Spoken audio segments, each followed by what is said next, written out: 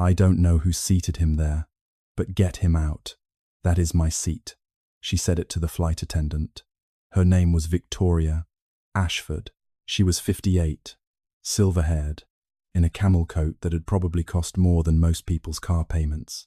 And she said it the way she said most things, flat, certain, like the outcome was already settled, and this was just the paperwork. The man she wanted removed was in seat 2A, 2 rows ahead.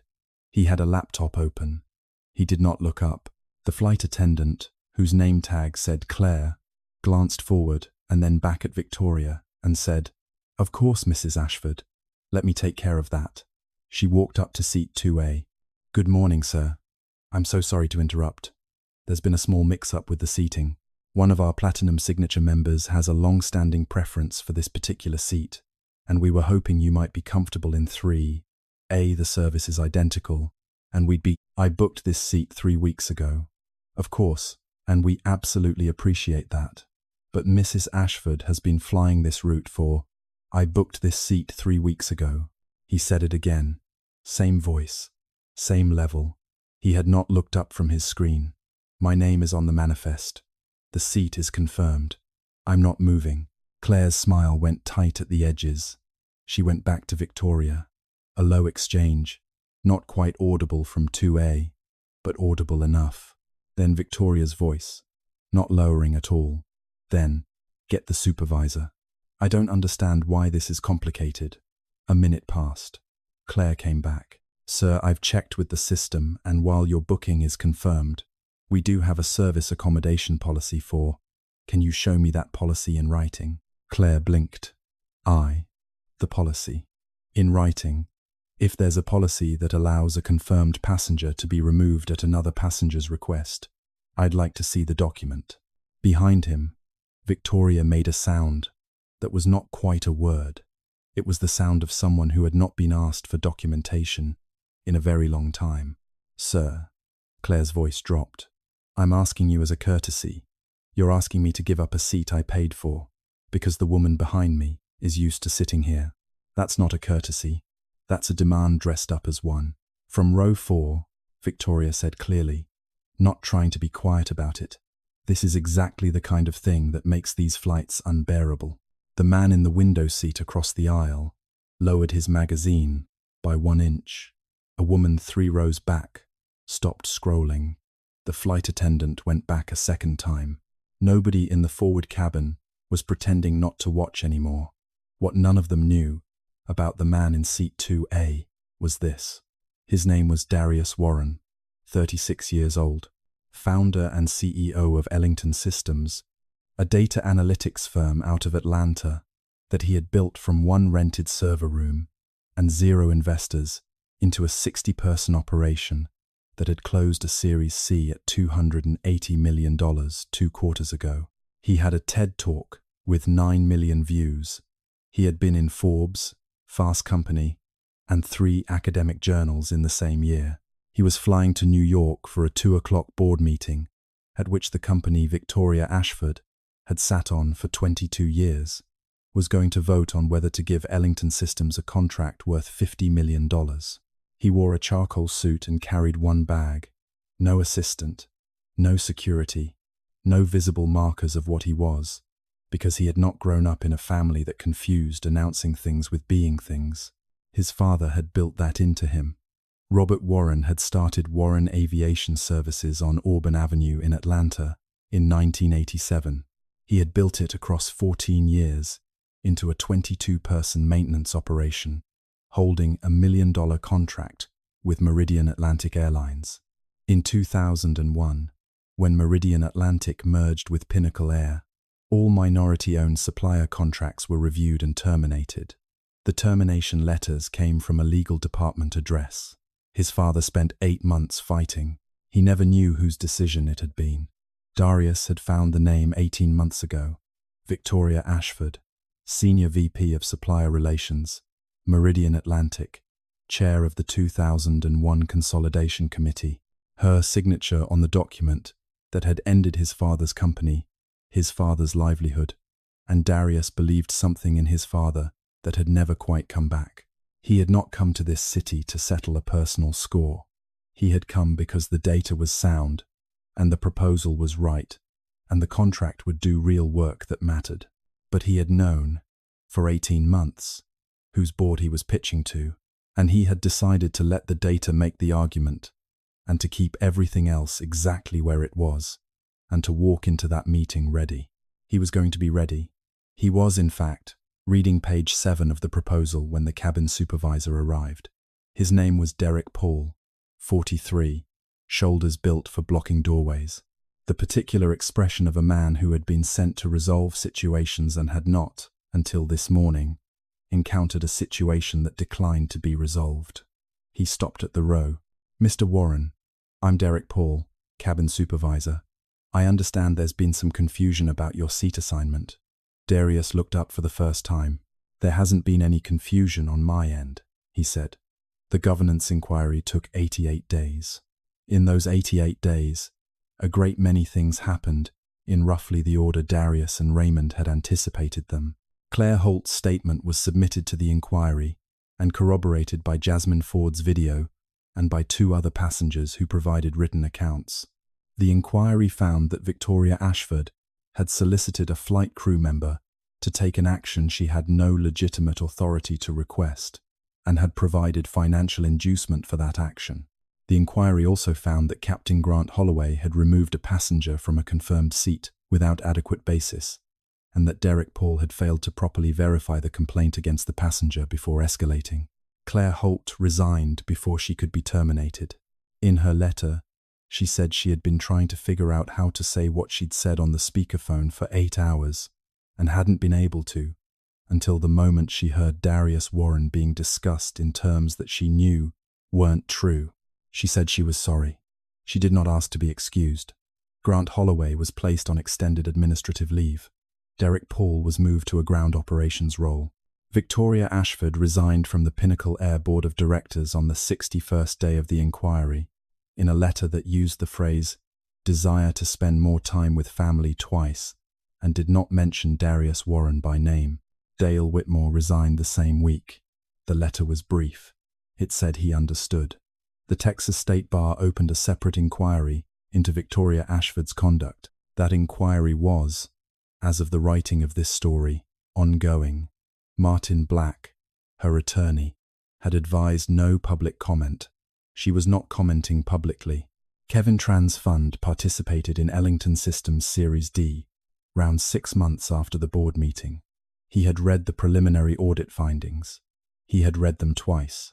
He had called Darius and said, "I underestimated what you were building. I won't do that again." Darius had said, "I know. Let's move forward." The Ellington Systems historical audit took 14 months. It covered 47 million records. It found the residential stability disparity in the upgrade allocation system, affecting an estimated 812,000 passengers over 24 years. It found similar patterns in 5 other customer-facing systems. It found that the aggregate effect of these patterns had resulted in black travelers in Pinnacle Air's major markets receiving approximately 31% fewer upgrade-eligible placements than comparable non-minority travelers at equivalent fare tiers. The audit report was 140 pages. The executive summary was 6 pages.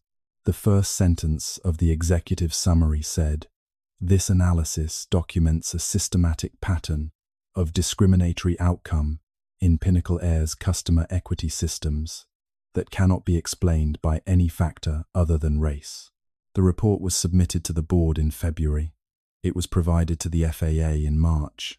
By April, 3 congressional offices had contacted Ellington Systems requesting briefings. Darius gave the briefings. He brought the data.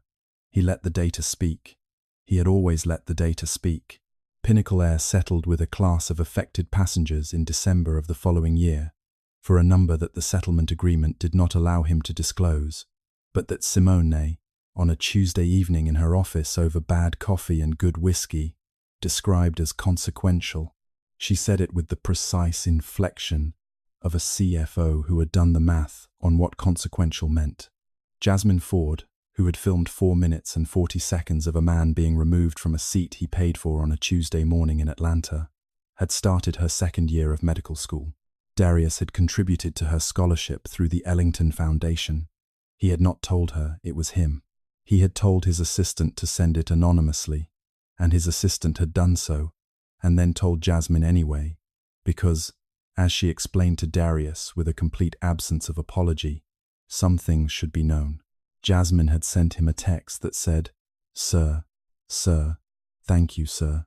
He had texted back, "Become an excellent doctor." She had sent 3 prayer hands and a stethoscope emoji. He had not known there was a stethoscope emoji. He had not told anyone how much that made him smile. He had told Simone. Simone had smiled too. They had been careful about that, about the thing between them. They were careful in the way that people who have spent a long time in institutions where personal feeling was a liability learn to be careful. They were deliberate, and they took time, and they did it properly, and that was the right way to do it, and neither of them pretended it was anything other than what it was. It was what it was. He called his mother every Sunday. She knew about Simone. She had asked to meet her. He had said soon. She had not pushed, which was how he knew she was very interested in meeting her. His mother had something to tell him too, that night of the board meeting, when he'd called from the window on 6th Avenue. She had told him that she had found, in a box in the back of the closet she and Robert had shared, a legal pad with his father's handwriting on it, the last legal pad from the Auburn Avenue office. She had been unable to open the box for 6 years. She had opened it that afternoon, while he was in New York. On the first page, in Robert Warren's careful accountant's handwriting, his father had written, "Numbers for the next contract review." The numbers were 18 months out from the date of the legal pad. He had been planning ahead. He had been, in late 2001, with the letter from the legal department already received and the fight beginning, still planning 18 months ahead. Darius had sat with that for a long time after his mother told him. He went back to Atlanta on a Thursday in March. He had a briefing at the CDC in the afternoon, which Ellington had taken on a new health equity analytics contract. But he got into the city at 8 in the morning, and he drove his rental car to Auburn Avenue, and he parked, and he walked. The street was a complicated thing, the way all streets with long histories are complicated. Citizens Trust Bank was still there, on the corner, its sign still in the original lettering, the oldest black-owned bank in the country, still standing and still making loans. Ebenezer Baptist was still there. The King birth site was still there, marked now with a sign and a modest crowd of visitors from 7 different countries taking photographs in the morning light. Some of the buildings that had been there when his father worked here were still there. Some were empty. Some had been sold and renovated and were selling pour-over coffee to people who had moved to the neighborhood in the last 5 years and who had not yet thought to ask whose neighborhood it had been. Some things survive their century. Some don't. The ones that do carry, the ones that didn't. He stood at the corner where his father's building had been. It was a parking lot now, a chain fence. He had been there before, twice, and both times had felt the particular kind of wrong that comes from a place being gone in the specific way that erasure rather than time creates. This time it felt different, not better, not worse, different, like the relationship with an absence had changed. He took out his phone and called his mother. "I'm on Auburn," he said. "I know," she said. "I figured you'd go. His building's gone. I know that too, baby." They were quiet together for a moment over the phone, both of them thinking about the same man. "You did good," his mother said. "I don't know yet how much good it did." "You found the name," she said. "He never had the name. You found it. That matters." He looked at the parking lot. He thought about the legal pad in the back of the closet, with the numbers for the next 18 months. He thought about a man who went to work in a yellow vest and held the pen at the kitchen table and believed that the careful work was the thing that held. It was the thing that held. He believed that too. "I'll be home Sunday," he said. "I'll call you." "Bring Simone," his mother said. "Mama, I'm just saying, bring her. She can sleep in the guest room. I won't say another word about it. You will say several words about it. I might. Bring her anyway." He laughed. He hadn't laughed all day, and the laugh surprised him a little. His mother laughed too. Above him, the morning light was coming over the buildings, and the city was going about its business. And Citizens Trust Bank was still there on the corner, still standing after 103 years, still making loans. He put the phone in his pocket and stood on Auburn Avenue for a little longer. Then he went and did his work. Let me talk to you directly for a moment before you close this out. This story is fiction. Darius Warren is not a real person. Victoria Ashford is not a real person. Pinnacle Air does not exist. Ellington Systems does not exist, though I think it should. Some things in this story are real. Sweet Auburn Avenue in Atlanta is real. It is the oldest African-American business district in the United States. Martin Luther King Jr. was born there in 1929. The Odd Fellows Building, Citizens Trust Bank, Ebenezer Baptist Church real. Citizens Trust is the oldest black-owned bank in the country, still in continuous operation. It was founded in 1921, and it is still making loans. If you go to Atlanta and you want to understand something about the history of black economic life in America, walk Auburn Avenue. It will tell you things that textbooks don't. The gentrification of Sweet Auburn is real. The same neighborhood that produced a man who changed the world is now a mixed-income patchwork of preservation and displacement. That is a complicated thing, and it does not resolve neatly. If you want to understand why it matters, look up the organization East Side Atlanta Village, or the City of Atlanta's Sweet Auburn Historic District. The people doing the preservation work are not romantic about it. They are precise about it, which is the right way. Algorithmic bias in airline passenger systems is real. Not necessarily in the form I described here. I've fictionalized the specific mechanism, but the pattern of technology, encoding and reinforcing existing inequities, is well documented, and the airline industry is not exempt from it. If you want to understand how this works across industries, look up the work of Joy Buolamwini at the MIT Media Lab, or the Algorithmic Justice League she founded. The research is accessible, and the implications are significant. Supplier discrimination in corporate mergers is real. The systematic reduction of minority-owned suppliers during consolidations has been documented in multiple industries, including aviation, construction, and finance. It often happens through the mechanism I described: cost optimization framing, no stated racial criteria, outcomes that speak for themselves. If you or someone you know owns a business that has experienced this, the National Minority Supplier Development Council and the U.S. Small Business Administration both have resources. I am not going to pretend those resources always work. I am saying they exist. One more thing. I wrote a man in this story who was asked 3 times to move from his seat, who said no 3 times with the same level voice, who was walked off a plane with his bag over his shoulder and his face still, who did not perform anger for anyone or calm for anyone, who just was exactly who he was, in the middle of people deciding that wasn't enough. I wrote him that way because I've known men like that, because the patience required to be that man in that moment is enormous and is rarely acknowledged as the discipline it is. Being correct in public while someone tries to reduce you is a skill that no one teaches, and everyone who needs it has to learn it on their own.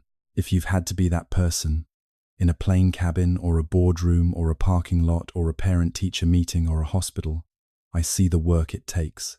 It's real work. Thank you for watching this far. The data always survives. Take care of each other out there. The supervisor's name was Derek Paul. He was 43, shoulders like a door frame, the jaw of a man who had spent a career being the person sent to make things quieter. He walked with the specific authority of someone whose authority had rarely been questioned and had no prepared response for the times it was. Mr. Warren. Good morning. I'm Derek Paul, cabin supervisor. Good morning. I understand there's been some confusion about your seat assignment. There hasn't been any confusion on my end, Darius said. My boarding pass says 2A. I'm in 2A. Derek's expression didn't change. Yes, sir. The issue is that one of our signature tier members has a long-standing preference for this seat, and on routes where she travels, We do our best to accommodate. Does your long-standing preference policy supersede a confirmed assignment? A pause. It doesn't. Technically. Then, I'm not sure what you need from me. Derek looked at him the way people look at something they expected to move, and hasn't. Sir, I'm asking if you'd be willing to consider. I wouldn't. Darius said it the same way he'd said everything else. Level. Clear. With the particular patience of a man who had rehearsed this moment in his head since he was 19 and had always promised himself he would not be the one to get loud. I have a confirmed first-class assignment. I checked in online. The seat is mine. I'm not moving. 2 rows ahead. A sound. Not words. Just a shift of posture. The soft friction of pearls against a collar. Darius still hadn't looked at her. He was not going to look at her until he was ready to look at her. Derek straightened up. I'll need to speak with the captain. That's fine. Derek went forward. The flight attendant Claire moved through the cabin with the focused invisibility of someone trying not to exist. A man in 3B had lowered his laptop screen slightly. A woman across the aisle had stopped looking at her phone. Nobody was saying anything. Darius looked at his screen and thought about page 7. The captain's name, Darius would learn later, was Grant Holloway, 56. A man whose professional identity was so thoroughly bound up in authority that he had long since stopped separating the feeling of being right from the feeling of being in charge. He came out of the cockpit at 6:31. Darius's watch confirmed it, with the 4 gold stripes on his shoulder and the particular expression of a man arriving to end something rather than understand it. He stopped at the row. He looked at Darius. Mr. Warren. Captain, I've been briefed on the situation. I want to resolve this before we push back. The situation, as I understand it, Darius said, is that someone asked your flight attendant to remove me from my confirmed seat, and you're trying to make that my problem. Holloway's jaw tightened. A valued customer. I'm a customer too. I bought this seat. He reached into his bag without hurry and took out his phone, brought up the booking confirmation, and held it out flat. He did not extend it toward Holloway. He just held it in plain view, the way you'd hold evidence at a table. Seat 2A, booked 22 days ago. Confirmation number is visible. Holloway looked at it. He looked at Derek. Something moved across his face that was not, Darius noted, uncertainty about the facts. It was calculation. It was a man deciding not whether he was right, but whether it mattered. I understand that, Holloway said, and I want to be clear that Pinnacle Air values your patronage. What I'm asking is whether, as a courtesy, no. Holloway stopped. No courtesy. No voluntary relocation. Darius put the phone down on the armrest with a gentle click.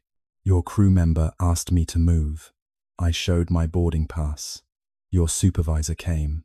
I showed my boarding pass. You came. I showed my boarding pass. At some point, you're going to have to tell me exactly what authority you're exercising here, because I'd like to understand the policy that requires a black man to give up a seat he paid for when a white woman decides she wants it. Nobody breathed for a moment. In 3B, the man's laptop screen had dropped all the way to the armrest. Holloway's face did something complicated. He was not a bad man, necessarily. He was a man whose world had rewarded him for not having to be, for being the kind of person who resolved things without asking too hard about what they were resolving. He said, I'm going to ask you one more time. I know, Darius said, and I'm going to say no one more time. Holloway turned and walked forward. He came back 6 minutes later, with 2 security officers from the gate. They had the awkward formality of people doing a job they had not been told enough context to fully commit to. One of them, a woman, kept her eyes on Darius's hands in a way that told him she had already decided what kind of scene this was. Sir, said the male officer, we're being asked to escort you to the gate. Darius saved his document. He closed his laptop. He put it in his bag. He put the bag strap over one shoulder. He picked up his phone from the armrest and slid it into his jacket pocket. He did every single one of these things slowly and with complete intention, the way you do things when you know you are being filmed, because he knew he was being filmed. He had known since 3B's laptop went down You don't get to 40 million passenger records without understanding that data lives in unexpected places. He stood up. He was 6 feet 1 inch tall. He stood in the aisle, and he looked at Derek Paul, and he looked at Captain Holloway, and he looked at Claire, who had the expression of a woman who wanted to say something and had decided the cost was too high, and then he looked, for the first time, at the woman in the seat, 2 rows ahead. She was 58, silver hair cut close, elegant, a camel hair coat, cheekbones that had been maintained by money across decades. She was looking at the window. She had been looking at the window the entire time. She was very deliberately not looking at him. The not looking told him everything. He walked forward. He passed her row. He did not stop, but just before he reached the door of the aircraft, he said quietly enough that only the first 4 rows could hear, "I know who you are, Mrs. Ashford." She turned then, for the first time, and what Darius Warren saw in her face in that half-second before she composed it back into stillness was not arrogance, and it was not triumph. It was something smaller and colder than either of those things. It was fear. He walked off the plane into the jet bridge with the security escort, and the door closed behind him with the sound of a sentence ending before it was finished. He didn't look back. He didn't need to. The sentence was going to finish itself. The A concourse at Hartsfield-Jackson at 6:40 in the morning smells like cinnamon rolls and recycled air and the particular exhaustion of people who have been awake since 3. The gate agent, a young man named Tobias, who had started his shift at 4 a.m., had watched the security escort with the expression of someone watching a weather event. He handed Darius a courtesy card with a complaint form number on it and said, quietly, that he was sorry. Darius thanked him. He sat down in the gate area across from the jetway door. He put his bag on the seat next to him. He took out his phone. Rachel Monroe had texted twice. The second text said, "Flight records. Show you're no longer on manifest. Everything okay?" He typed back, "Removed from the flight. Tell you more in a minute. I'm in the terminal." He watched the phone for a moment. Then he opened a browser and searched Victoria Ashford Pinnacle Air. He found her in 11 seconds. Victoria Ashford, Board of Directors, Pinnacle Air, member since 2001. Previously, Executive VP of Operations, Meridian Atlantic Airlines, 1994 to 2001. Meridian Atlantic had merged with Pinnacle Air in 2001. Before that, Senior VP of Supplier Relations. He sat with that for a moment. Senior VP of Supplier Relations, Meridian Atlantic, 1994 to 2001. Meridian Atlantic had been the parent company of what became Pinnacle Air's Atlanta hub. His father had held a maintenance services contract with Meridian Atlantic from 1991. The contract had been worth $1.2 million per year, which in 1994 had been enough to keep Warren Aviation Services in a building on Auburn Avenue, 2 trucks, 22 employees, and Darius's tuition at Morehouse. When the Meridian Atlantic merger with Pinnacle Air closed in 2001, all supplier contracts were reviewed. The review had been conducted by an internal committee. The committee had been chaired, according to a document Darius had found 18 months ago in the Georgia Secretary of State Business Records Archive, by the Senior VP of Supplier Relations. Victoria Ashford had signed the termination letter for Warren Aviation Services in September 2001. His father had not known her name. The letter had come from a legal department address. Robert Warren had spent 8 months fighting the termination through every channel available to a black-owned small business with no corporate lawyer and 1 accountant. He had not won. The business had closed in 2002. His father had died in 2019 without knowing whose name was on the decision. Darius had found it 18 months ago. He had not told his mother. He had built Ellington Systems instead. His phone buzzed. An Atlanta area code he didn't know. "This is Darius Warren, Mr. Warren." A young woman, voice fast and slightly breathless. "My name is Jasmine Ford. I was on the plane. I'm sorry. I got your number through Bennett Group's website, your contact form. I used the media inquiry line. I filmed what happened. I wanted you to know before I posted it." He was quiet for 1 second. "How much of it? From when the flight attendant first came to you to when you walked off? 4 minutes and 40 seconds. And you're posting it because what they did was wrong. And I have a law school friend who said, I need consent if it shows a private citizen in a public setting. But she also said, I should tell the subject first, especially if they might be, if there's a legal context. Are you going to take legal action?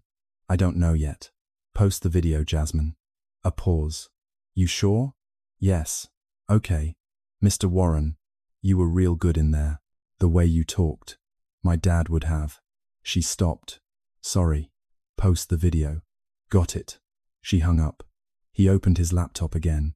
He had 40 minutes before the next flight option. He opened a new document and began typing. Not because he had decided anything yet, but because he thought better when words were on a screen. His phone buzzed again. Rachel, then his chief counsel, Raymond, then a number he recognized. Simone Cross, CFO of Pinnacle Air. He and Simone had spoken twice. Once on an introductory call 11 weeks ago when she'd been the one to shepherd his proposal into the review process. Once in a 10-minute follow-up where she'd asked him careful, intelligent questions about his methodology. She had told him, at the end of that call, that she believed Ellington Systems was exactly what Pinnacle Air needed. She had said it without flourish, and he had believed her. He answered, "Simone, Darius, I just landed from Charlotte. I'm in the B concourse. I saw you in the gate area, through the window from the train. What happened?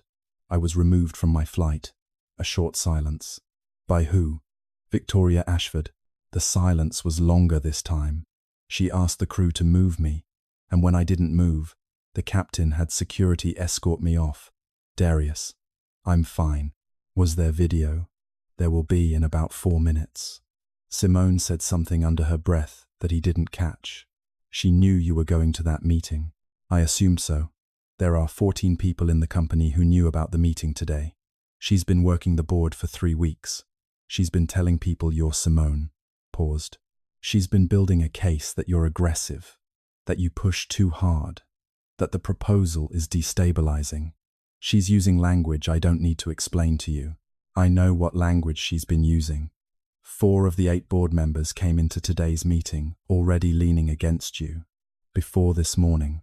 Darius absorbed that. He looked out the terminal window at the tarmac. The yellow vests were still moving in the pale light. "I need to tell you something about Victoria Ashford," he said. "Tell me." "Not on the phone. I'll be in New York by noon. Can you meet me before the meeting?" "I'll be there." A pause. "Darius, I know about 1998. He was very still. "My predecessor kept files," she said. "I found them 2 years ago. I didn't know what to do with them until you submitted your proposal. I think I've been waiting for you to show up." He watched a Pinnacle Air 737 ease back from a jetway in the grey morning light, slow and massive, the sound of it arriving in his chest like something returning. "Okay," he said. "Okay," she said. Neither of them said anything for a moment. "Get to New York," Simone said, and hung up. Darius sat in the gate area with the call ended and the terminal noise moving around him.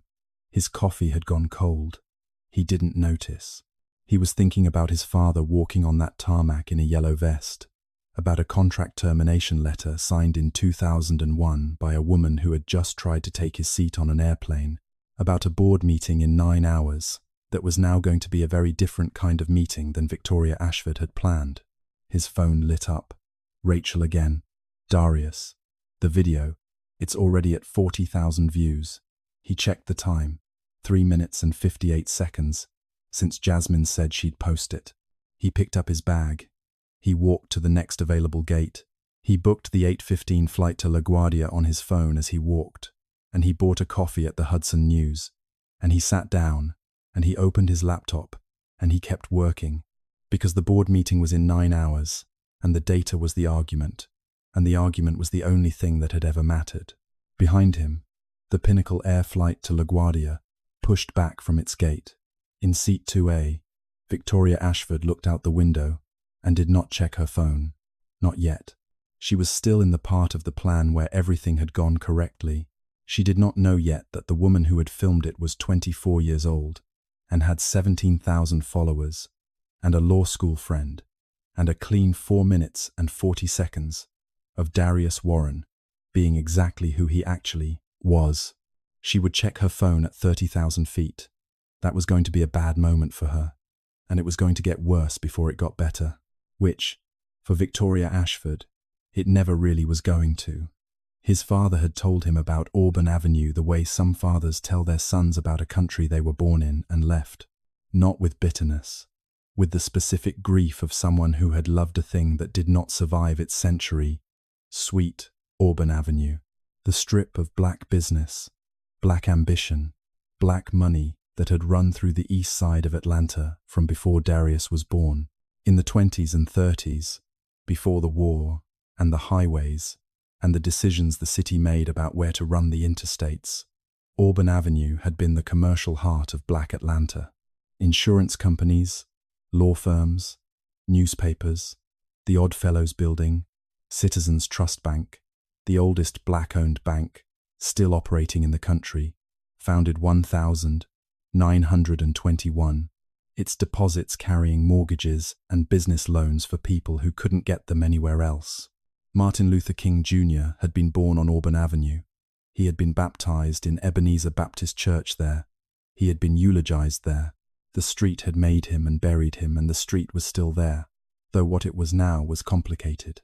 His father had set up Warren Aviation Services in a lease space on Auburn, not because it was romantic, but because the rent was what he could afford in 1987, and because the landlord at that time was a man named Ezra Betts, who was also a deacon at Ebenezer, and who had told Robert Warren, "You pay your rent on time, and I will not bother you with a single other thing."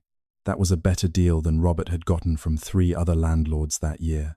He had paid the rent on time, every month, for 11 years. By the time Darius was 10, Warren Aviation Services had a second truck. By 12, the Meridian Atlantic contract.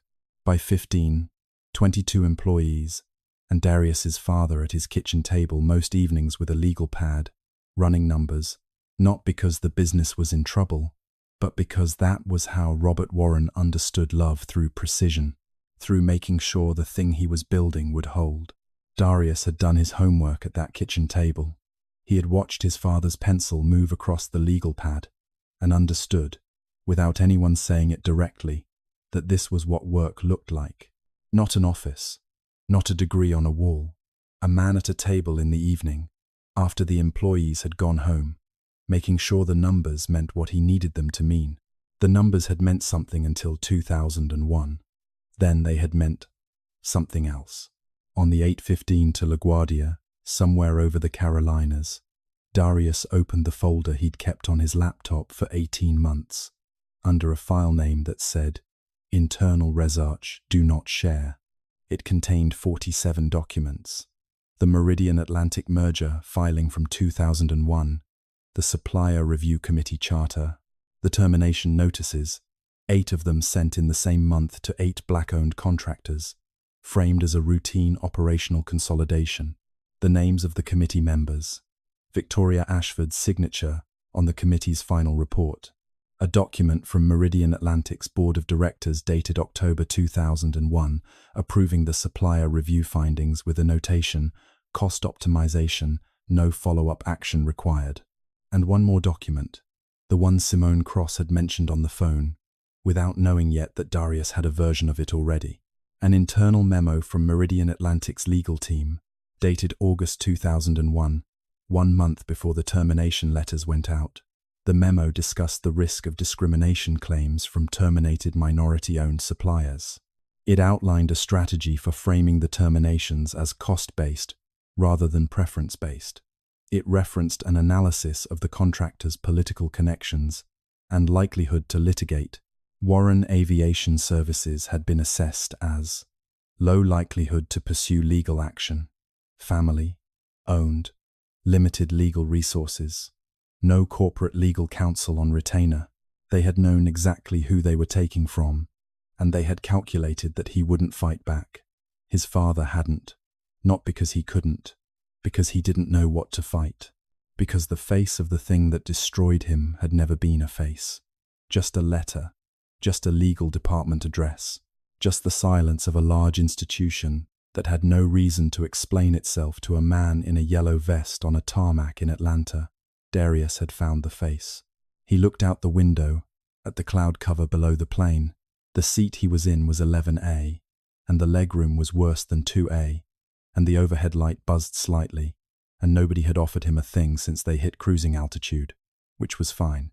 He had water in his bag, he had his files, he had his proposal, and he had 18 months of work, and he had a CFO in New York who had been waiting for him. He thought about what he was going to do today, and he thought about it with the calm that his father had taught him, the same pencil-on legal pad calm, making sure the numbers meant what they needed to mean. The numbers today were not on a legal pad. They were in a system that had ingested 47 million rows of airline passenger data and had found, nested inside the platinum signature tier, preference tracking that Pinnacle Air used to allocate first-class upgrades. A pattern, not random, not accidental. A pattern that said, passengers whose billing addresses fell in certain zip codes were systematically deprioritized for upgrades regardless of their fare class. The zip codes weren't labeled. They didn't need to be. The distribution said what the labels withheld. The pattern went back to 1,999. That was what Victoria Ashford didn't know he knew. That was why the contract terrified her. Not because it would fix Pinnacle Air's customer service scores, which it would, but because the first deliverable in the statement of work included a full historical equity audit of the existing passenger classification systems. 11 weeks ago, Darius had submitted a proposal. In 60 pages, he had described a future in which Pinnacle Air would become the first major carrier in the United States to deploy mandatory bias detection across all customer-facing systems. He had included case studies. He had included ROI projections. He had included a methodology section that explained, in detail, exactly how the historical audit would be conducted. Victoria Ashford had read page 41, where the historical audit section began, and she had decided that Darius Warren needed to not be in that board meeting today. She had not anticipated that removing him from the meeting would require removing him from an airplane first. She had not thought that would matter. At 37,000 feet above South Carolina, Darius Warren thought it was going to matter quite a lot. He put his files away. He closed the laptop. He reclined the seat 2 inches, which was all 11A allowed, and he looked at the grey sky outside the window. And for a moment, just a moment, he let himself think about his father. Not about the contract, not about the data, not about the board meeting, just about Robert Warren at the kitchen table in the evening with his legal pad and the specific quality of attention he gave to things he was trying to protect. You walk into a room ready, or you don't walk in. He was ready. He thought about his father a little longer, and then he picked up his phone and texted his mother in Atlanta. "Good morning. Call me tonight. Might have something to tell you." She sent back a prayer hand emoji and a second message. "You always have something to tell me. I have something to tell you too. Call before 9. He smiled at that and put the phone away. Below the plane, the Carolinas moved underneath the clouds, and the sky went on ahead of them, and the flight attendant came around again, with no mention of water, which was fine. He was almost there. Victoria Ashford did not check her phone until she had finished her second coffee, and the flight was over Georgia. She had a system for this. The window of time between boarding and the ground settling under the wheels on the other end was, for her, a window of productive stillness. She had read 300 pages of business documents in flight in the last 30 years. She had made decisions, clarified strategies, sorted competing priorities. The airplane was where she thought best. No one could reach her. The world held its breath, and she used the time. She had needed the time today. The thing with the seat had been impulsive. She would admit that to herself. Here, at altitude, where self-examination was free because there were no consequences for it yet. When she had boarded and seen Darius Warren in 2A, with his laptop open and his perfect suit and his face that looked, in profile, so much like the photograph of his father she'd found in a 2001 internal dossier, that she'd nearly stopped breathing. She had spoken to Claire before she'd thought it through. The impulse had been, get him off this plane, get him out of that meeting, get one more day, one more week, to finish what she'd started with the board. Strategically, it was not her finest moment.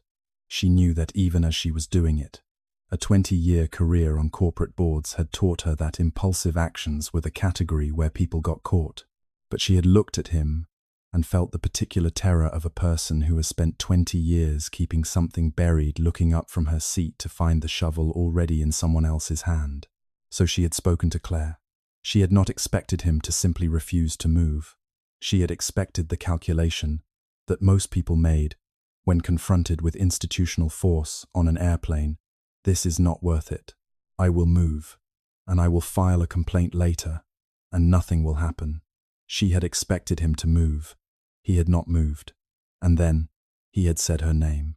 She turned that over now, staring out at the cloud cover below the wing. I know who you are, Mrs. Ashford, said quietly. Not for the cabin, for her. He had walked out with the security escort and said it without looking at her, and she had felt it in her spine. He had done his research. Of course he had. You didn't build what he'd built without knowing who the obstacles were before you got in the room. She should have known. She had underestimated him, which was the precise version of the mistake she had been making about people like him for 30 years, and apparently still couldn't stop making. The math of it shamed her, briefly, before she put the shame away, where she kept the other things. What mattered now was the timeline. She picked up her phone as the seatbelt sign came on for initial descent. Checked messages. One from Andrew Peel, board chairman emeritus. Victoria, I heard there was a situation this morning. Call me. One from a board member named Carol. Is this the guy in the video? Is this our contract candidate? She clicked the link Carol had sent. It took a moment to load over the plane's Wi-Fi. Then she watched it. Claire's first approach. The boarding pass exchange. Derek Paul, Captain Holloway, the security escort, and Darius Warren getting up from seat 2A with his laptop bag and his suit and his 4 minutes of perfect, absolutely devastating composure. The view count was 412,000. Victoria put the phone face down on her tray table and looked out the window and breathed carefully for a moment. 412,000 in. She checked the timestamp on the video, 91 minutes. This was not going according to plan. She picked the phone back up. She opened her contact list and she called. In order, Andrew Peel, then Marcus Delacroix, then Sandra Fong, then Dale Whitmore. 4 of the 8 board members she had spent 3 weeks cultivating. She spoke to each of them for between 4 and 8 minutes. She used the words unstable, liability, provocation, PR crisis. She did not use the word aggressive directly. She did not need to. The word was there anyway, in the space around the other words, in the assumption she was counting on them to make. This is why I've been telling you, she said to each of them, in different phrasing. This is the kind of situation this company invites when it considers a candidate who has an agenda beyond the business. Andrew Peel said he needed time to think. Marcus Delacroix said the video didn't look great for the company. Sandra Fong said she was going to talk to counsel. Dale Whitmore, who had the most to lose from what a historical audit would find because Dale Whitmore had been on the Meridian Atlantic board in 2001, said nothing for a long time, and then said, whatever you need. Victoria. 4 board members. Half the vote. She hung up as the wheels touched LaGuardia, and she sat back and told herself it was going to be enough. She did not think about the fact that she had just spent 40 minutes calling board members about a candidate she had physically tried to remove from a seat he was legally entitled to sit in, while the video of that removal was watched by, she checked the number again, 550,000 people.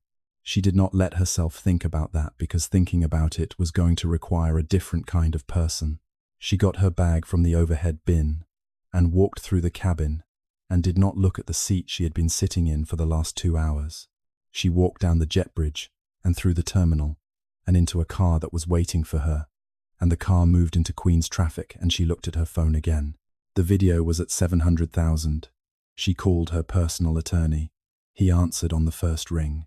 Victoria, Martin, I need to understand my exposure. I saw the video. Are you the woman in row 4? A pause. Yes. Martin was quiet for a long time. When a lawyer you've worked with for 15 years goes quiet, the silence is billable. Victoria, did you speak to the flight attendant before she approached the gentleman? We should discuss this in person. Victoria, yes. I spoke to her. Was there any exchange between you and the flight attendant? Financial or otherwise? She watched a yellow cab change lanes in front of them. The Manhattan skyline was coming up on the left, all that grey and glass.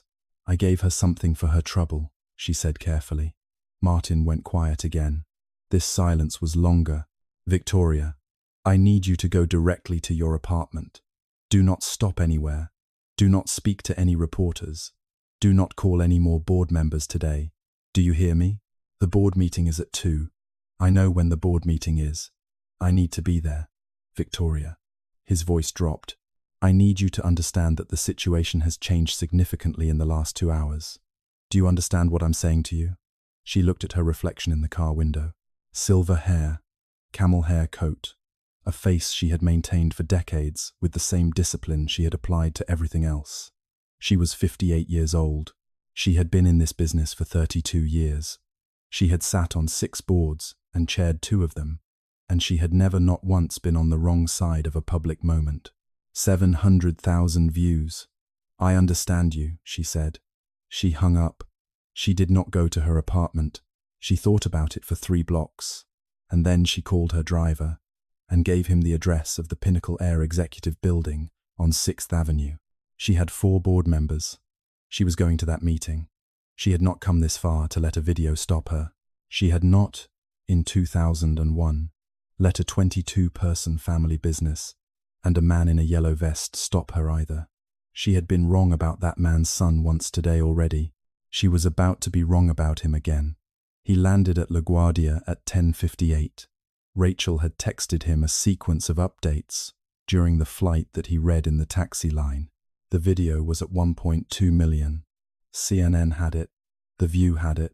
3 civil rights organizations had released statements. Pinnacle Air's social media had gone quiet in the way that meant someone had made a panicked executive decision to say nothing at all. His attorney, Raymond Clark, had sent a single-sentence text, "Do not talk to any reporter before we talk." He called Raymond from the cab. "Tell me." "The video is remarkable," Raymond said. "Legally, it's very clear. We've got unlawful removal from a confirmed flight, potential violation of the Air Carrier Access Act, and depending on what was exchanged between Ashford and the flight attendant, possibly a tortious interference claim. Where are you?" "Queens. Heading to Midtown." "Good. I'm already in the Pinnacle Air building. I got here an hour ago." "Darius, there's a development. Tell me." The board postponed the 2 o'clock meeting, rescheduled to 4. The stated reason is scheduling conflict. The actual reason, Ashford has been on the phone all morning. She's got 4 members. They're proposing to table your proposal pending an independent review.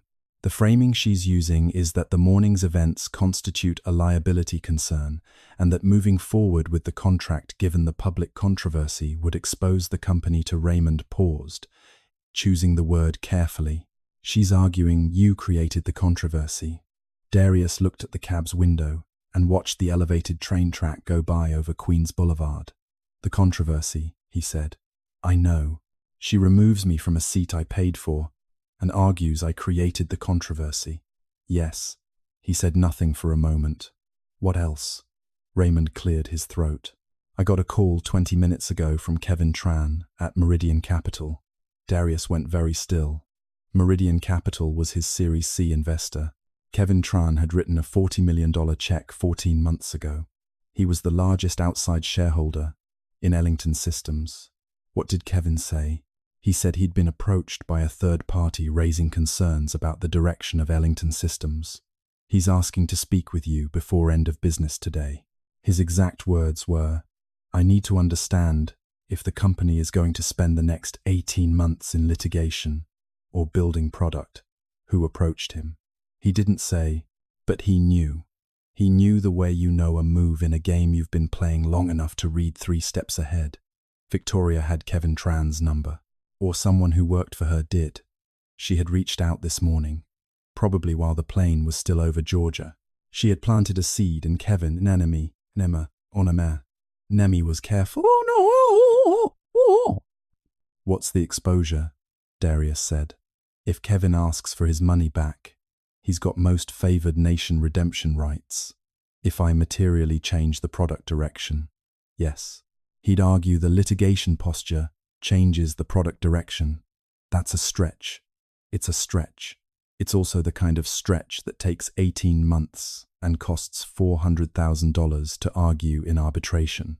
Darius paid the cab driver and got out at the corner of 6th and 53rd. He stood on the sidewalk with the midtown noise all around him, horns, the underground rumble of something, the particular grey smell of New York in November, and he felt, for the first time since 6:15 that morning, the weight of what he was actually up against. It was one thing to be removed from a plane.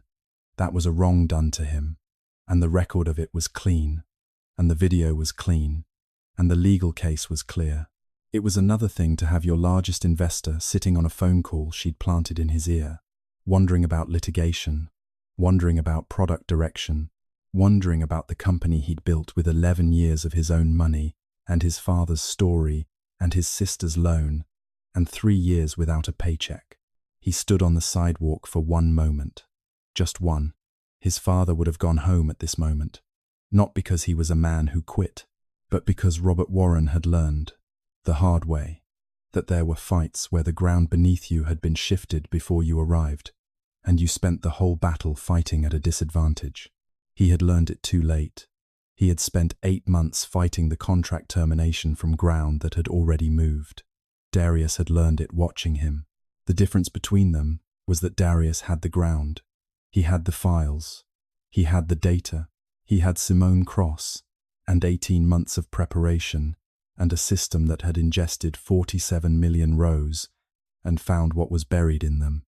He had a legal team and a CFO and a proposal that was sound and a board of 8 people, 4 of whom had been poisoned by a woman who had made one catastrophic miscalculation. She had thought he was coming to that meeting to make a business case. He was coming to make a different kind of case entirely. He texted Kevin Tran. "I know you were contacted this morning. Let's talk at 5. There's something you need to see before you make any decisions." Kevin replied in 40 seconds. "Okay." Then he texted Simone. "Still on for the pre-meeting." "Where?" "Simone. Lobby of the Pinnacle building. 12:30. I have the files." He looked at his watch. 11:40. He had 50 minutes. He turned and walked into the building and took the elevator to the 6th floor where Raymond Clark had commandeered a conference room and had 4 legal pads open on the table, and looked up when Darius walked in with the expression of a man who had been waiting for the general to arrive. "Tell me everything she's put in motion," Darius said, "and then tell me what she doesn't know we have." Raymond smiled, small and controlled, the smile of a lawyer who had been in this position before and liked how it ended. "That second part is going to take a while. We've got 50 minutes. Then let's not waste them." He sat down at the table and opened his own files, and the two of them went through everything. Outside the window, the city went about its business. 40 blocks away, Victoria Ashford was in her own conference room with her own lawyer, and she thought she still had this. She thought she had 4 votes, and a rattled investor, and a company shaken by a morning that she could still frame as Warren's instability, if she just held the narrative long enough. She had been wrong about his father in 2001. She had been wrong about him on an airplane at 6:30 in the morning, and in 2.5 hours, she was going to be wrong about him again, in a room full of the only 8 people whose opinion she had ever cared about. Outside Darius's window, a cloud moved off the sun, and the city went briefly bright and then grey again. He turned the next page. He kept reading. Simone Cross was already in the lobby when he came down at 12:20. She was 42, medium height, close-cropped natural hair, going silver at the temples, the kind of professional bearing that looked effortless and wasn't. He'd only seen her twice on video calls, which had given him her voice and her intelligence, but not the quality of stillness she had in person. She was still in a way that people become still when they've spent a long time in rooms where any visible anxiety was a liability. She held a leather portfolio. She looked up when he came through the security turnstile, and she didn't say anything for a moment. "You look tired," she said. "I woke up at 4:15. "I know. I checked your original flight booking." She held the portfolio out. "Here, the lobby's being watched. Coffee shop around the corner." They walked without speaking the half block to a chain coffee place. They sat in the back, away from the window. Simone ordered an Americano. He ordered the same. When the drinks came, she opened the portfolio and pushed it across the table. "I need to tell you how I got these first," she said. "Okay. My predecessor at Pinnacle Air was a man named Gerald Park. Gerald was CFO from 2004 to 2018. He was thorough and very careful, and I think deeply uncomfortable with some things he'd been asked to sign off on over the years. When he retired, he left behind 6 bankers' boxes in a storage room off the finance department that nobody touched, because Gerald Park's filing system was impenetrable, and the boxes were labeled with alphanumeric codes. They sat there for 4 years. I found them when I was doing a fixed asset inventory in 2022. She took a sip of her coffee. Gerald had built an informal archive of internal decisions he considered ethically questionable. Not for litigation. I don't think he ever intended to do anything with them. I think he just couldn't bring himself to destroy the record. In the 6th box, I found a section labeled Meridian Supplier Review. Inside were internal memos, committee minutes, and one document that I believe you'll find relevant. She turned to a tabbed page in the portfolio. He looked at it. It was a memo from the Meridian Atlantic Executive Committee, dated March 2001, 6 months before the supplier terminations. The subject line, Strategic Assessment Minority Supplier Portfolio. The memo laid out an argument that Meridian Atlantic's existing contracts with minority-owned suppliers, which represented 14% of its total supplier base, were creating an implicit obligation that the company should address before the Pinnacle Air merger closed. The merger's new parent company had lower diversity targets. The memo recommended a structured review designed to reduce the minority supplier portfolio to approximately 4%, which it described as more in line with industry standards. The memo was signed by 4 names. Victoria Ashford was 3rd on the list. Dale Whitmore was 4th. "Dale Whitmore is on the board," Darius said. "Yes, has been since 2003. He was Meridian Atlantic's COO before the merger. He's one of the 4 Ashford has." "I know." Simone looked at him carefully. "Darius, when you submitted your proposal and included a historical audit of passenger and supplier data going back to 1999, did you know about this document?" He was honest with her. "I had other documents. Not this one. I knew there had been a strategic decision in 2001. I knew Ashford had signed the termination. I had a memo about framing the terminations as cost-based to reduce legal exposure. This document," he touched the edge of it, "is different. This is the decision itself. This is the thing the other document was covering for. If the board sees this today,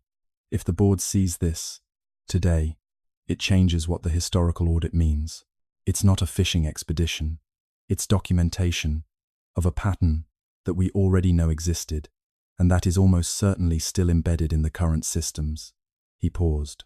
"It also explains why Ashford has been so aggressive about stopping the contract." Simone was quiet for a moment. She's protecting herself and Whitmore both.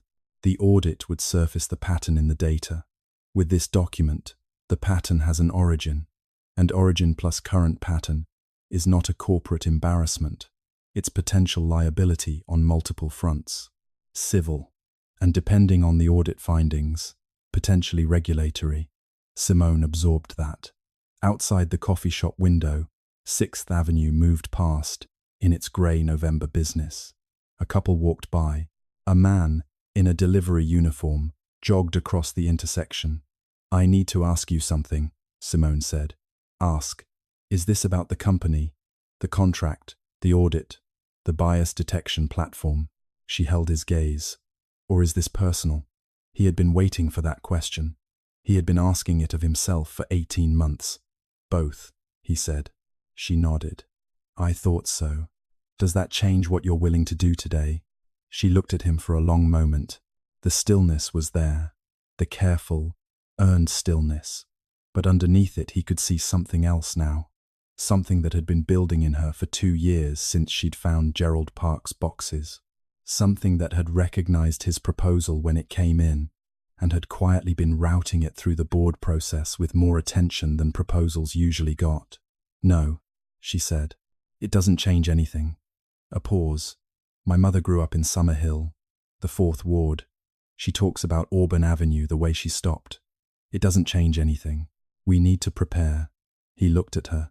"Thank you," he said. She picked up her Americano. "Don't thank me yet. We've got 90 minutes, and 4 hostiles, and a woman who is going to walk into that meeting room in a camel hair coat and try to run this board the same way she's run it for 8 years. She pulled the portfolio back and turned to the next tab. "Start here. These are the 4 board members she doesn't have. Tell me what you know about each of them." He knew a great deal about each of them, as it turned out. They spent the next hour and 20 minutes going through the board, through the documents, through the data outputs he'd prepared, through the order of presentation he and Raymond had designed. Simone made precise, minimal notes. She asked good questions. She did not hedge, did not soften, did not ask him to make the case less stark than it was. At one point she said, quietly, "The system found the pattern in the data from 1999 to 2004. Yes, meaning the same discriminatory logic that was in the supplier review memo was coded into the passenger systems. Yes, and it's still running. It's been updated 3 times. Each update preserved the core logic." Simone put her pen down and looked at the ceiling for a long moment. "I've been CFO here for 4 years, she said. "I signed off on 2 of those updates. You didn't know what you were signing off on. I should have." He let that sit for a moment. "That's why you need this audit. That's the whole point." She picked up her pen. "Yes," she said. "It is." At 1:40 they walked back to the building. In the elevator, Simone said, without looking at him, "After today, whatever happens, I'd like to see the full audit findings before anyone else does. Not to suppress anything. I just want to know the whole shape of it. I'll send you the preliminary outputs tonight." "Thank you." The elevator opened on the 34th floor. The board meeting room had glass walls. Through them, Darius could see the 8 chairs around the long table. 3 were already occupied. He could see Andrew Peel, the chairman. He could see Dale Whitmore, who was looking at his phone. He could not see Victoria Ashford yet, but she was somewhere in the building. He checked his jacket. He thought about his father. He walked into the room. The meeting was called to order at 4:03. Andrew Peel, 70, Chairman Emeritus, a man who had spent 5 decades in the airline industry and had the reputation of being principled in the precise way that allowed him to sleep at night, without examining too closely what principles he'd bent, called the roll, and confirmed quorum. 8 board members present, Darius Warren present, as a contracted external presenter, Raymond Clark, and 2 associates present as legal representatives, Simone Cross present in her capacity as CFO, and Victoria Ashford, who had arrived 6 minutes before the meeting started, who was seated at the far end of the table, who had spent those 6 minutes in quiet conversation with Dale Whitmore, and who was now sitting with a legal pad in front of her, and a ballpoint pen. She turned over slowly in her fingers, like a conductor, waiting for the orchestra to tune. Andrew said, "Given the events of this morning, which I know a number of you are aware of, I'd like to address the agenda directly. We have 2 items. Item 1 is the pending vote on the Ellington Systems proposal. Item 2 is a matter regarding this morning's situation at Hartsfield-Jackson, which involves 2 members of this board, and which we're going to deal with today. I will not let this meeting conclude without both items being resolved." Victoria's pen stopped turning. She had not anticipated item 2 being formalized on the agenda. She looked at Andrew Peel. He looked back at her with the expression of a man who had made up his mind about something in the last 3 hours. Andrew said, "I'm going to ask Mr. Warren to present first. Then we will hear from the board. Victoria, I'll ask you to hold until the formal discussion." He looked at Darius. "Mr. Warren, the floor is yours." Darius stood up. He did not use slides. He had prepared slides, 47 of them, clean and data-heavy, and visually clear. He had decided, in the elevator with Simone, not to use them. You use slides when you need people to look somewhere other than your face. He needed them looking at him. "I want to start by telling you about my father," he said. Victoria's pen moved against her legal pad, not writing, just touching, a reflex. Robert Warren started Warren Aviation Services in Atlanta in 1987. He built it over 14 years into a 22-person operation with a contract worth $1.2 million per year through Meridian Atlantic Airlines. In 2001, when Meridian Atlantic merged with Pinnacle Air, his contract was terminated, along with the contracts of 7 other black-owned suppliers. The terminations were framed as cost optimization. He paused. No one moved. "I spent the last 18 months building a system that can find patterns in data that companies have decided not to look for. I brought that system to Pinnacle Air because I believed the pattern I suspected in your customer-facing systems was real. It is real. I'm going to show you what it looks like.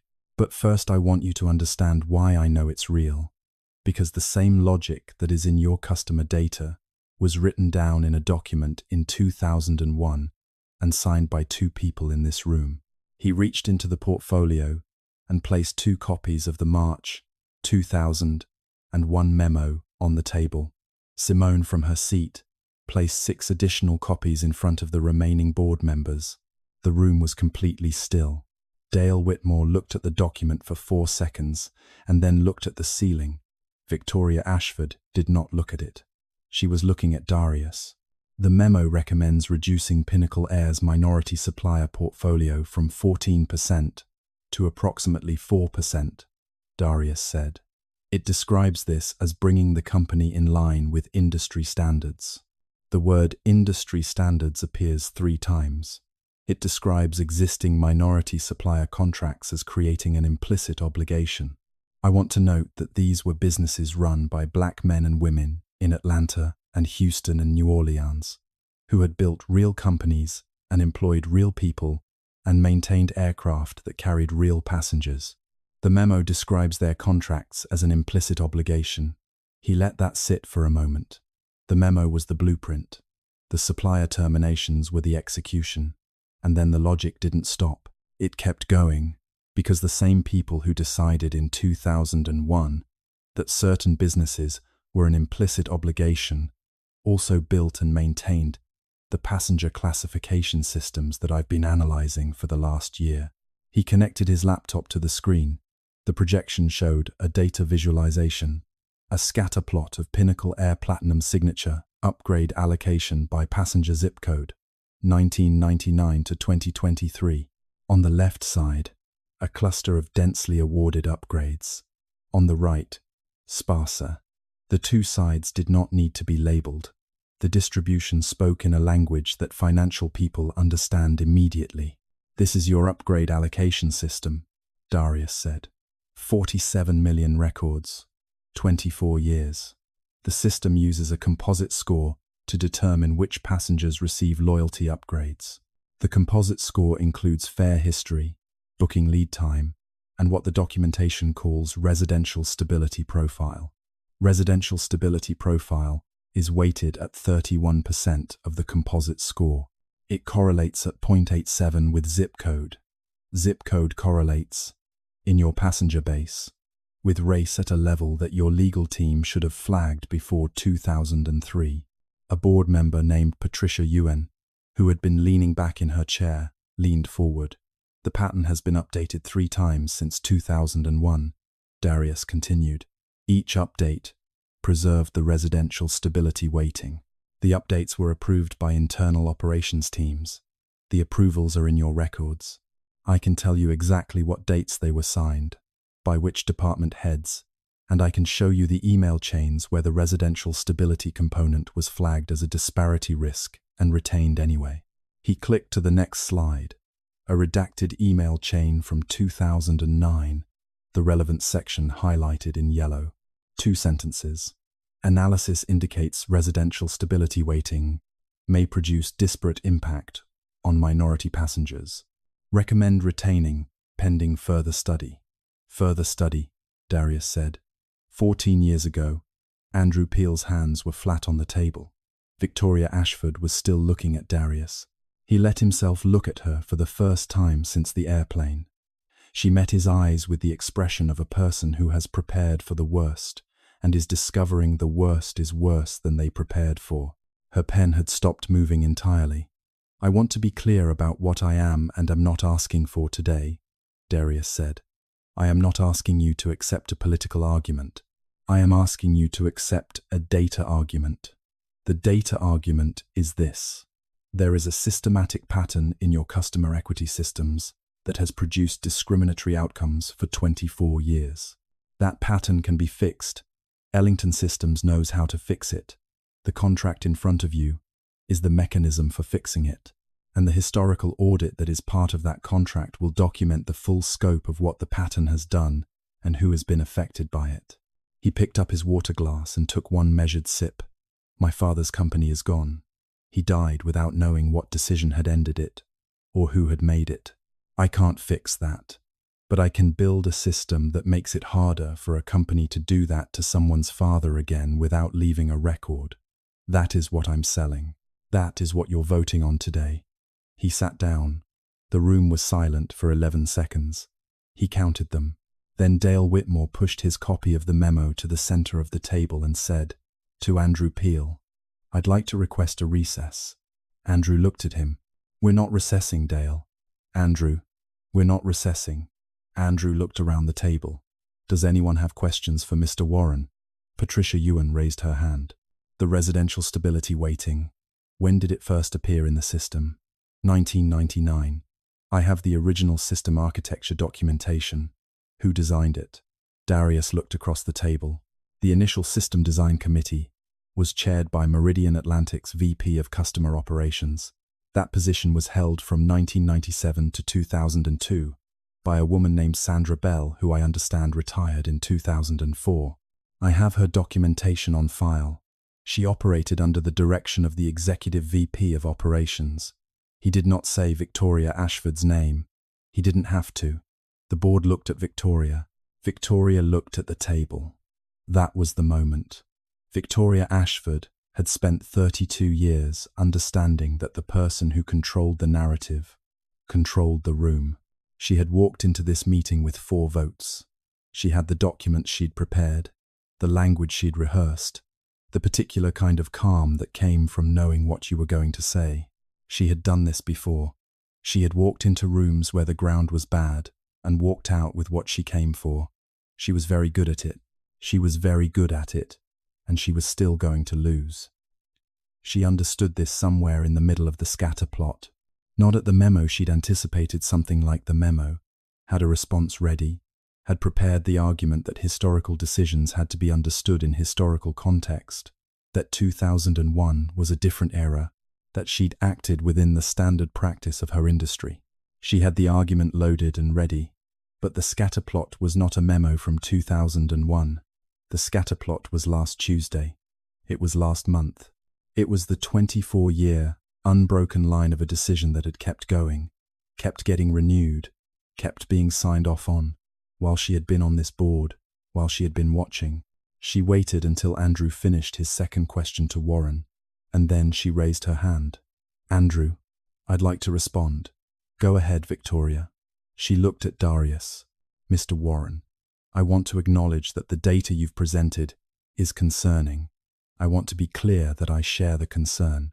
I also want to be clear that you have made a significant leap from a 2001 internal document to a causal claim about current system behavior that I don't believe the evidence supports.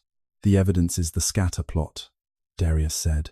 24 years of upgrade allocation by zip code is not a leap. The zip code, correlation, 0.87. That's the correlation coefficient. In most academic contexts, 0.3 is considered a meaningful correlation. 0.87 is structural. I understand statistics, Mr. Warren. I know you do, Darius said very evenly. You were VP of Operations when the residential stability component was first designed. The statistical methodology was submitted to your office for approval in 1999. I have the routing slip. A board member named Henderson coughed. Victoria kept her face still. I reviewed thousands of documents in that role. I cannot be held personally responsible for. You signed the 2001 memo recommending the supplier reductions. You were in the approval chain for the original system design. You've sat on this board for 22 years, and this system has been renewed 3 times in that period, without the disparity analysis being resolved. I'm not making a personal legal argument, Mrs. Ashford. I'm describing a documented chain of decisions. What those decisions mean legally is for other people to determine. Raymond, from his seat against the wall, did not move a muscle. He was watching the board. Victoria took a breath. She changed strategy. She turned to Andrew Peel. Andrew, I want to bring something to the board's attention. This morning, Mr. Warren was involved in a public incident at Hartsfield-Jackson Airport. I was present for part of that incident. What the video does not show is the full context, Mr.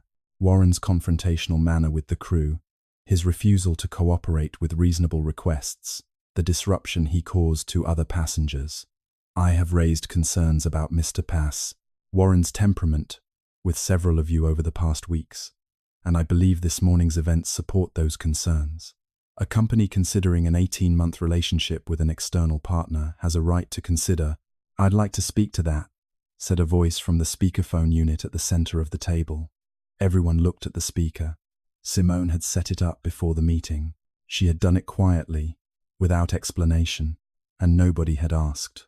The voice belonged to Claire Holt. It was slightly unsteady. It was also clear.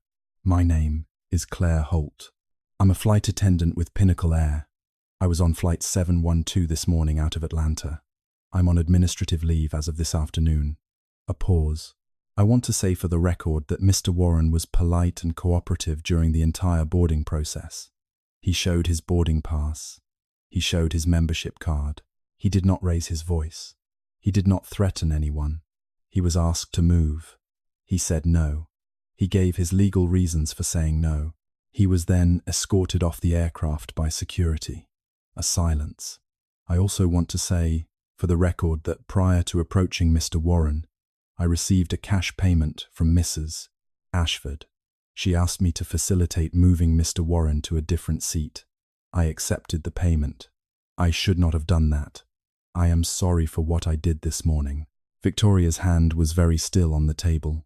Mrs. Holt, Andrew Peel said carefully, are you aware that this call is being recorded? Yes, sir. That's why I'm saying it now. Andrew looked at his legal counsel, a woman named Diana Reeves, who had been sitting against the wall in professional stillness for the last 40 minutes, and was now writing on her pad with urgency.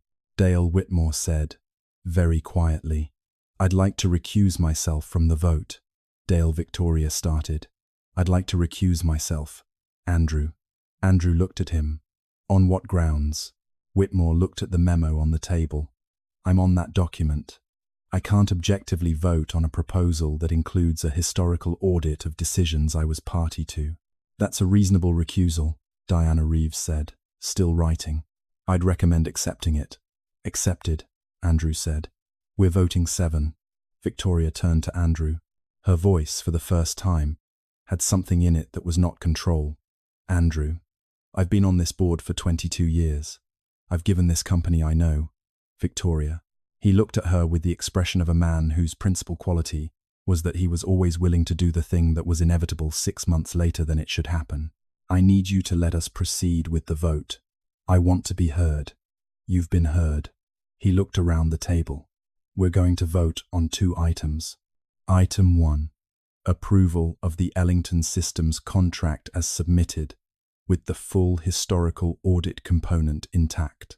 Item 2. A recommendation to the Governance Committee to open a formal inquiry into this morning's events, the March 2001 supplier review process, and the residential stability classification system. All in favor of item 1. 6 hands. Victoria did not raise hers. The woman next to her, Sandra Fong, who had been one of Ashford's 4, raised hers after a moment's pause. 6-1, with 1 recusal. Item 2, the same 6. Sandra again, after the same pause. Motion carries on both counts, Andrew said. He looked at Victoria.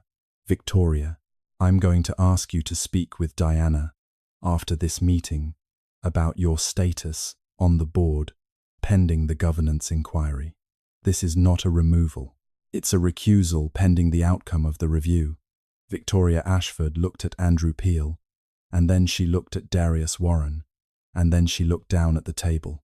She did not say anything. She did not have anything left to say. Darius did not feel, in that moment, what he thought he would feel. He had imagined this room for 18 months, and in his imagination, there had been something resolving, something like the feeling of a knot loosening. What he actually felt was quieter than that. Not triumph, not relief, something more like completion, the way a sentence feels when you put the last period in the right place. The meeting adjourned at 5:41. In the hall outside, Raymond shook his hand and said, Kevin Tran called. He's withdrawing the concern. He watched the board meeting recording. How did he get a 11? Simone sent it to him 20 minutes ago, during the vote. He looked across the lobby. Simone was on the phone, her back to him, her free hand making a single precise gesture. He couldn't hear what she was saying. He didn't try to. He just watched her for a moment. The stillness she carried even while talking. The quality of presence she had in a room and in a hallway, and probably in every space she had ever occupied. She ended the call and turned and saw him looking, and didn't look away. Kevin's fine? She asked. Kevin's fine. Good. She walked over. The governance inquiry is going to take 90 days. The audit can begin in parallel. Nothing in the board resolution prevents that. I'd suggest we start with the passenger data from 2003 to 2006, since that's the window closest to the original system design, and probably has the highest evidentiary value. Agreed. She held out her hand. He shook it. There's going to be a lot, she said, in the data. I know. It's going to be hard to look at. I know that too. She nodded. Okay. She held his gaze for one moment. Call me when you have the preliminary outputs. Tonight, if you can. She walked back toward the elevator. He watched her go. Raymond appeared at his elbow. I see why you're optimistic about this relationship, Raymond said. She's the CFO. I know what she is. Darius didn't answer that. He picked up his bag and walked to the window at the end of the hall, 6th Avenue below. The late afternoon light, coming sideways over the buildings, the way New York light comes in November, low and specific and briefly gold. He took out his phone and called his mother. She answered on the second ring. Darius. Hi, Mama. You sound different. I had a long day. Tell me. He stood at the window and looked at the light and told her